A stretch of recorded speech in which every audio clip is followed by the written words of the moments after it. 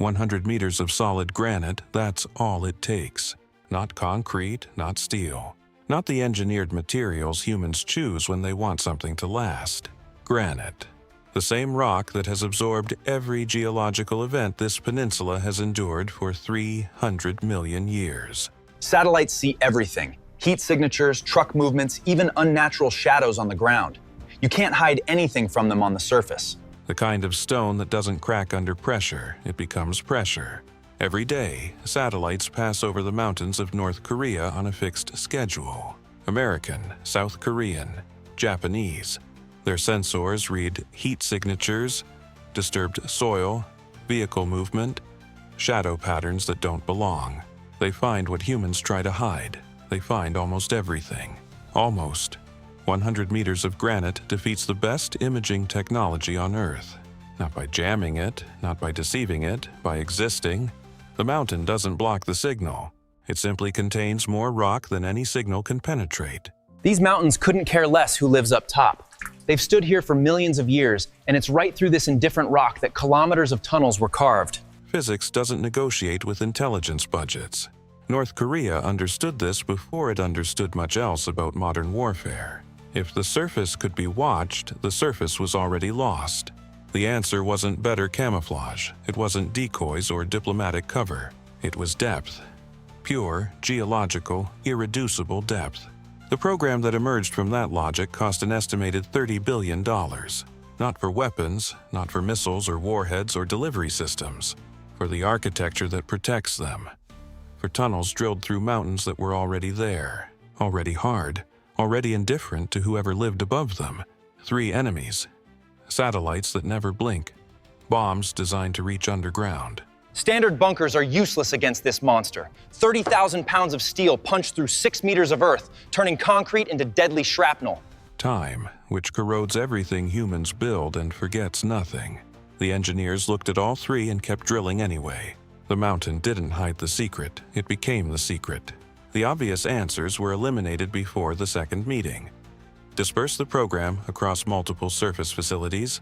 Simple logic. Immediately rejected. A dispersed network is a visible network. Satellite passes every 90 minutes over the Korean peninsula. Each facility becomes a coordinate. Each coordinate becomes a target. Granite doesn't forgive mistakes, and it doesn't negotiate. Industrial drill bits like this one were ground down to metal dust in just a few hours of work. You don't solve the problem by multiplying it across a map. Move assets by night. Considered. Discarded within hours. Infrared sensors don't sleep. Vehicle convoys generate heat signatures visible from 300 kilometers above the atmosphere. Darkness stopped meaning cover sometime around 1970. The engineers knew this. They moved on. Underground concrete bunkers were studied. Other nations had built them. The Soviet Union buried entire command structures beneath Moscow. Effective against conventional weapons. Useless against what came next. A modern bunker-busting munition. The GBU-57 Haas 30,000 pounds of precision-guided steel penetrates 60 meters of hardened earth before detonating. Concrete at that depth doesn't protect. It fragments. It becomes shrapnel moving inward at the moment of maximum vulnerability. 60 meters wasn't enough. It wasn't close to enough. The geology of North Korea's northern mountain ranges offered something no engineering budget could manufacture: granite batholiths. Massive intrusions of igneous rock formed deep within the earth, pushed upward over millions of years, harder than anything a drill enjoys meeting. The Rangrim Mountains. The ridgelines running northeast toward the Chinese border. Rock so dense that ground-penetrating radar loses coherence before it reaches meaningful depth. 3 physical enemies stood between intention and execution. Granite that destroys drill bits in hours. Groundwater that floods excavated chambers before concrete can be poured. Pneumatic drills crush the rock, but in return, they produce dense clouds of silica dust. Without proper seismic activity along fault lines that cross the construction corridor without asking permission. None of them were negotiable. All of them had to be beaten anyway. The solution wasn't around the mountain. It was through it. Completely. Repeatedly. For decades. Someone had to actually go inside and start cutting. North Korea didn't hire contractors. Contractors ask questions. Contractors file permits. Contractors talk to people outside the project perimeter. Instead, the regime deployed what it had in unlimited supply and total control: military engineering units. Tunnel warfare brigades trained not to build infrastructure but to carve tactical positions through solid rock under combat conditions. Men who understood that the work was the mission, and the mission had no completion date anyone was permitted to discuss. Just digging a massive cave isn't enough. It has to be a system, its own power, its own air, its own water supply, a fully autonomous underground city. The workforce numbered in the tens of thousands across multiple simultaneous excavation sites. Each unit knew its section. No single team knew the full geometry of what they were building. Compartmentalization wasn't a security policy. It was the architecture of the project itself. The mountain kept the secret because no individual human inside it ever held enough of the picture to betray it whole. Drilling granite at scale without Western equipment means slower progress and faster casualties. Pneumatic percussion drills work against hard rock, but generate silica dust in concentrations that destroy lung tissue within years. Ventilation in active excavation tunnels is never adequate. It is merely less inadequate than nothing. Workers understood the exposure.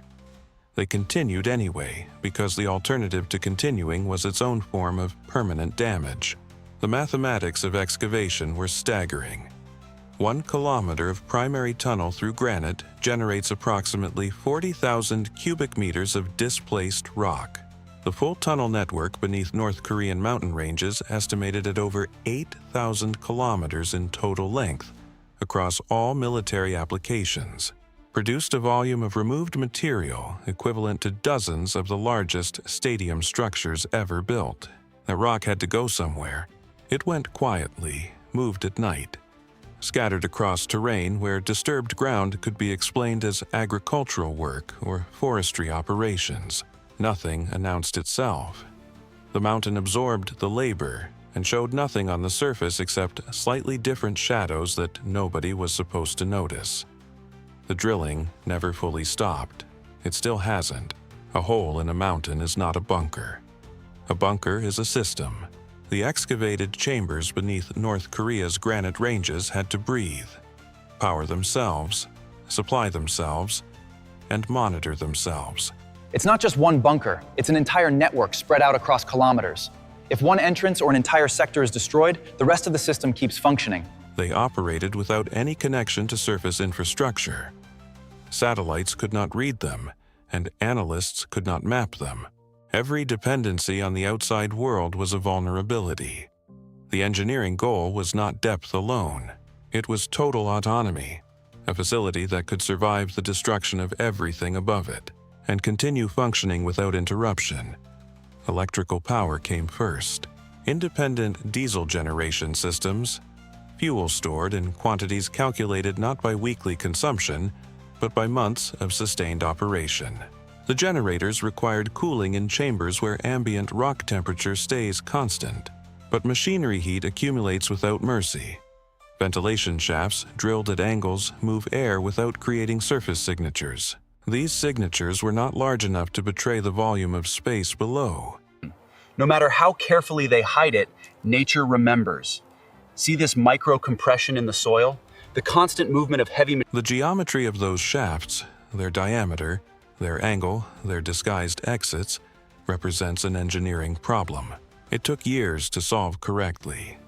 Solving it incorrectly meant choosing between breathable air and operational secrecy. Water came from the granite itself. Natural aquifers intersected during excavation, redirected, filtered, stored in internal cisterns. The same groundwater that threatened to flood construction tunnels became the long-term water supply. The problem inverted itself and became the solution. The depth that protects these facilities from surface munitions is not theoretical. It is calculated against specific weapons in specific inventories. The GBU-57 penetrates 60 meters. The facilities sit deeper. New bunker-penetrating designs are studied, modeled, wargamed. The construction depth is adjusted accordingly. This is not paranoia.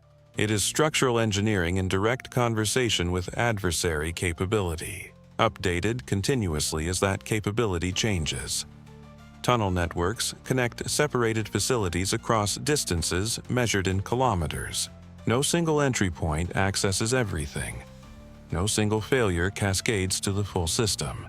Redundancy is not a feature, it is the founding principle. It is not a bunker, it is a state that moved underground. The tunnels are real. The granite is real. The $30 billion is gone, buried in rock and machinery and decades of labor. That labor left no public record and no auditable account.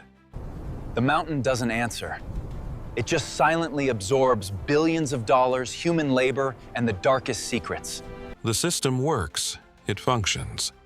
It protects what it was built to protect against every threat that existed. This was true when the first drill bit entered the first mountain face. The satellites are still up there. They still pass every 90 minutes. They still read heat signatures and vehicle patterns. They also detect the subtle compression of soil around tunnel entrances. Even the most careful concealment eventually produces this compression. They find the edges. They map the access points. They cannot see inside. But they no longer need to see inside to understand something enormous exists beneath the surface. The secret is not what's hidden. The secret stopped being a secret the moment the scale of concealment became visible from orbit. $30 billion built a system designed to survive a war.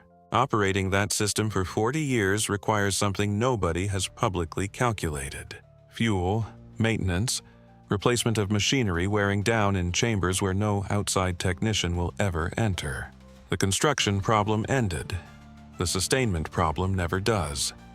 And the weapons those tunnels protect are themselves changing. Delivery systems evolve. Warhead designs advance. The infrastructure built to hide one generation of capability has to absorb the next generation. This must happen without expanding in ways the satellites notice. The mountain is not infinitely accommodating. Rock has limits. Secrecy has limits. Budgets have limits that even totalitarian systems eventually encounter. The facility was built to make vulnerability irrelevant, but vulnerability changed shape and kept returning. A bunker-busting munition that penetrates 60 meters today will penetrate deeper tomorrow. The granite that defeats a current technology will eventually meet technology it cannot defeat. The depth that felt like permanent safety is actually a calculation with an expiration date. Nobody has published that expiration date. Was this engineering in service of survival, or engineering in service of a regime that confused the two? The mountain doesn't answer. It just holds what was placed inside it, one pressurized secret at a time, beneath ground that never agreed to carry this weight.